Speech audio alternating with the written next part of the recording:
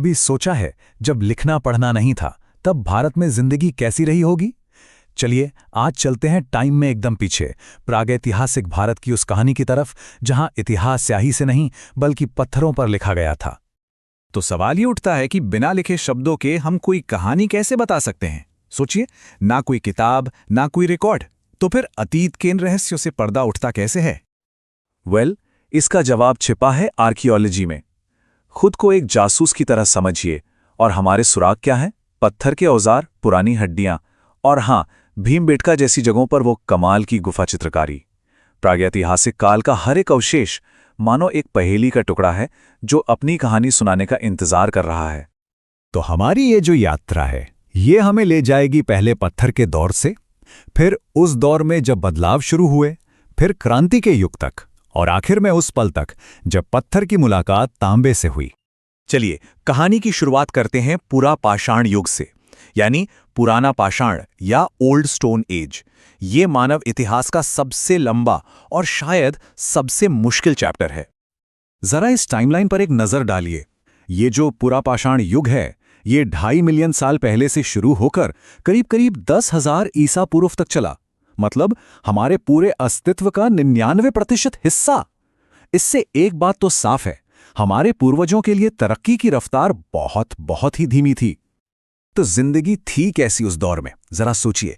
छोटे छोटे घुमंतू ग्रुप्स में लोग रह रहे हैं, मोटे मोटे पत्थर के औजारों से शिकार कर रहे हैं और खाने पीने का सामान इकट्ठा कर रहे हैं। लेकिन वो सिर्फ जी नहीं रहे थे, वो एक तरह से फल फूल रहे थे। उन्होंने आग की ताकत को समझा, उसका इस्तेमाल किया और भीमबेटका की दीवानों पर अपनी कहानियां बना डाली। एक ऐसी विरासत जो आज भी हमें हैरान कर देती है। अब जैसे जैसे आइस एज खत्म हुआ, दुनिया बदलने लगी और जाहिर है इंसानों को भी बदलना पड़ा। तो चलिए अब चलते हैं मध्य पाषाण युग में। ये कहानी है एक बदलते माहौल में ढलने की और नए नए आविष्कारों की।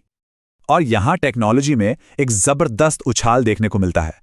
पूरा पाषाण काल के वो जो भारी भरकम बेडौल औजार थे ना, उनकी जगह अब ले ली माइक्रोलिथ्स ने। ये छोटे, नुकीले और गजब के कारगर पत्थर के औजार थे। ये सिर्फ एक छोटा मोटा सुधार नहीं था, ये एक तरह की तकनीकी क्रांति थी। इसी नए दौर में इंसानों ने अपना पहला एनिमल फ्रेंड बनाया, कुत्ता। हाँ, शिकार तो अब भी चल रहा था, लेकिन साथ ही साथ खेती के बीज भी बोए जा रहे थे। लोग अब सिर्फ भटक नहीं रहे थे, बल्कि एक जगह टिकना शुरू कर रहे थे और पहली सेमी परमानेंट बस्तियां भी बन रही थीं।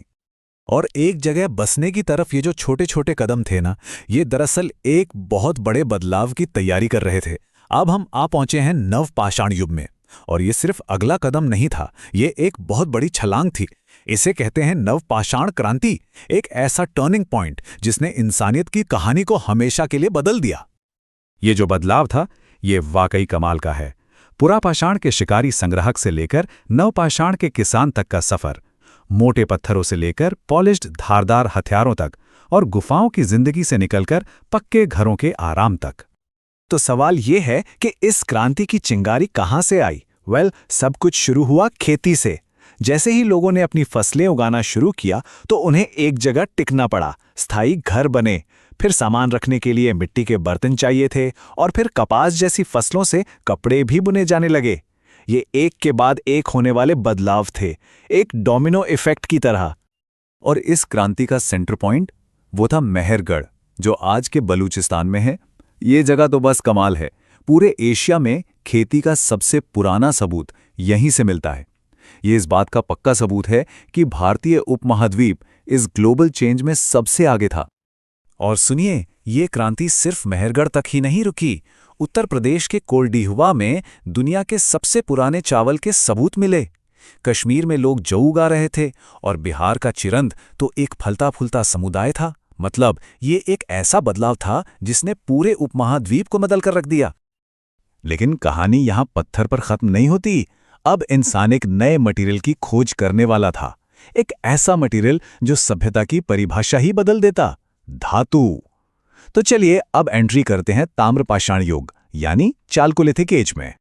ये बड़ा ही दिलचस्प दौर था।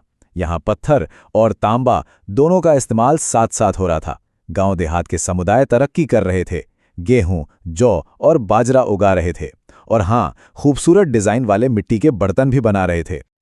इसी दौरान पूरे भारत में अलग अलग रीजनल कल्चर्स पनप रहे थे, जैसे सेंट्रल इंडिया में मालवा, राजस्थान में आहारबानस और महाराष्ट्र में इनाम गांव। और ये सिर्फ गांव नहीं थे, ये भारत की पहली महान शहरी सभ्यता की नींव रख रहे थे। तो पत्थर से तांबे तक के इस शानदार सफर ने भारत की पहली महान शहरी सभ्यता यानी सिंधु घाटी सभ्यता के लिए स्टेज तैयार कर दिया। लेकिन ये तो सिर्फ शुरुआत थी।